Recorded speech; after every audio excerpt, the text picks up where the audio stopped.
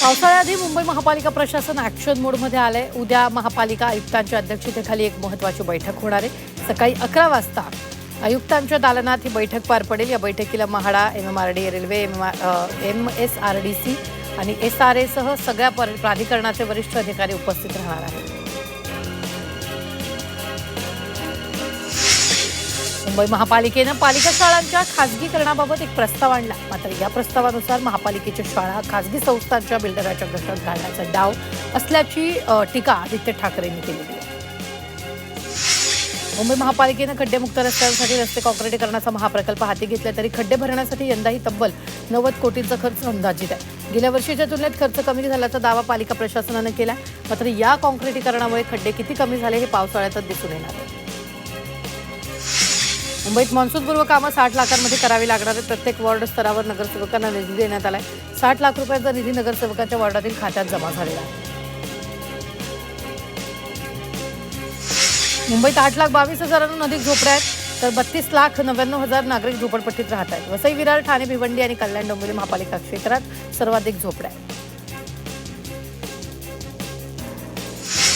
मुंबईच्या पवई आणि चांदिवली परिसरातील महानगरपालिका उद्यानांमध्ये अंमली पदार्थ सेवन होत आहे। याला आळा घालण्यासाठी सुरक्षा व्यवस्था कडक करावी तसंच पोलिसांनी विशेष मोहीम राबवावी असे स्पष्ट निर्देश मंत्री शंभूराज देसाई यांनी दिले। शंभूराज देसाई यांच्या अध्यक्षतेखाली सह्याद्री अतिथीगृह झालेल्या विशेष बैठकीत आदेश देण्यात आले।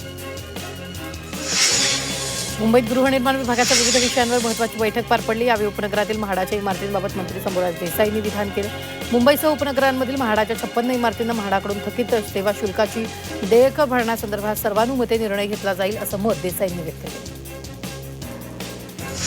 शैक्षणिक संस्थांनी व्यावसायिक आस्थापनांचं स्पष्ट वर्गीकरण केल्यानंतर आवश्यक ते परिपत्रक तातडीनं जारी करावं असं मंत्री शंभूराज देसाईंनी निर्देश दिलेत।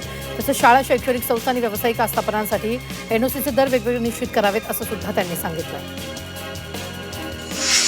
लाडकी बहीण योजनेच्या EKYCसाठी प्रक्रियेसाठी आता केवळ 4 दिवस शिल्लक राहिलेत। EKYCसाठी महिला विकास विभागानं 3 वेळा मुदतवाढ दिलेली आहे। आता 30 एप्रिल ही शेवटची मुदत आहे। राज्यातील 26,34,000 बहिणींनी EKYC केलेली नाहीये, त्यामुळे 26 लाख लाभार्थी अपात्र ठरण्याची चिन्ह आहे। मुंबई वॉटर मेट्रो प्रकल्पाला आता वेग आलाय। महाराष्ट्र सागरी मंडळानं या प्रकल्पाच्या पहिल्या टप्प्यासाठी प्रकल्प व्यवस्थापन सल्लागार नियुक्तीची प्रक्रिया सुरू केली आहे। यासाठी प्रस्ताव विनंती जारी केली असून आपत्कालीन पायाभूत सुविधांची उभारणी करण्यात येणार आहे। राज्य परिवहन महामंडळातील बसमध्ये महाराष्ट्राचा जय जयकार होणार आहे। एसटीचे वाहक आता प्रवाशांना जय महाराष्ट्र म्हणून त्यांचं स्वागत करतील। आपली बस आपली सेवा हे अभियान 1 मे 2026 पासून राज्यभरातील बसमध्ये कायमस्वरूपी राबवण्याचा निर्णय घेण्यात आला। मुंबई पुणे द्रुतगती महामार्गावरील मिसिंग लिंकवर अवजड वाहनांना तात्पुरती प्रवेश बंदी करण्यात आली। त्यामुळे हलकी वाहनं, हलकी व्यावसायिक वाहनं याचा प्रवासाचा कालावधी अर्ध्या तासानं कमी होणार आहे। मिसिंग लिंकचे लोकार्पण 1 मे रोजी मुख्यमंत्री देवेंद्र फडणवीस यांच्या हस्ते होणार आहे। सर्व शासकीय आणि स्थानिक स्वराज्य संस्थांच्या शाळांमध्ये पावसाळी पूर्व आणि पावसाळी नंतरची तपासणी अनिवार्य केली आहे। पावसाळा सुरू होण्यापूर्वी शाळांच्या इमारतीची सखोल तपासणी करण्याबाबत सरकारनं स्पष्ट सूचना दिल्या। PCM समूहाची MST CET परीक्षा झाली। यंदा 4,54,000 विद्यार्थ्यांनी ही CET परीक्षा दिली। गेल्या 3 वर्षातील ही सर्वाधिक संख्या असून आता दुसऱ्या संधीच्या CETसाठी नव्यानं काही विद्यार्थी परीक्षा देऊ शकतात। 10वी-12वीची परीक्षा लवकरच झाल्याने निकालही लवकरच लागण्याची शक्यता होती। मात्र महाराष्ट्र बोर्डाच्या कर्मचाऱ्यांनी पुकारलेल्या संपामुळे आता निकालाला विलंबाची शक्यता वर्तवली जाते। तर संभाजीनगर मंडळातील एकूण 60 कर्मचारी संपात सहभागी असणार आहेत।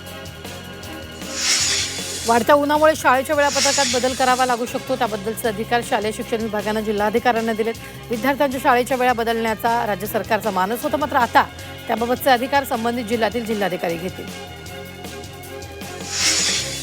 घाटकोपर पोलीस ठाण्यासमोर भाजप नेते किरीट सोमय्या यांनी ठिय्या आंदोलन केले। 2 अल्पवयीन मुलींच्या प्रकरणात नातेवाईकांवरच गुन्हा दाखल केल्यानं संताप व्यक्त करण्यात आला।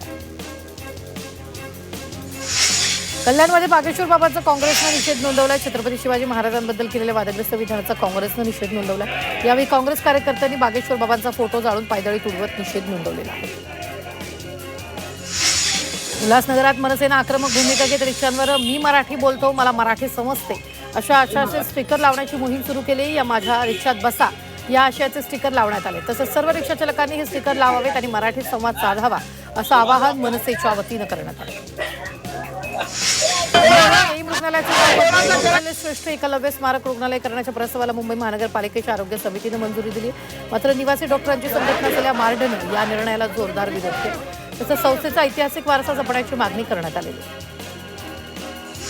मुंबई महापालिकेच्या केईएम रुग्णालयाचं नाव बदलण्यास शिवसेना ठाकरे पक्षानं विरोध दर्शवला. शिवडी विधानसभेच्या वतीनं केईएम रुग्णालयात निदर्शनं करण्यात येणार आहेत. येत्या काळात केईएमच्या नामांतराचा विषय तापणार आहे.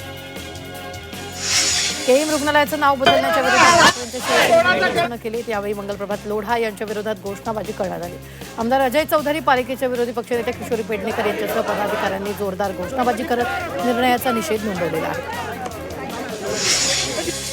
हवामान विभागानं पुढचे 2 दिवस उष्णतेच्या लाटेनं कठीण जातील असा इशारा दिलेला आहे. तापमानात वाढ होणार असून 28 आणि 29 एप्रिल रोजी ढगाळ वातावरण राहण्याची शक्यता आहे.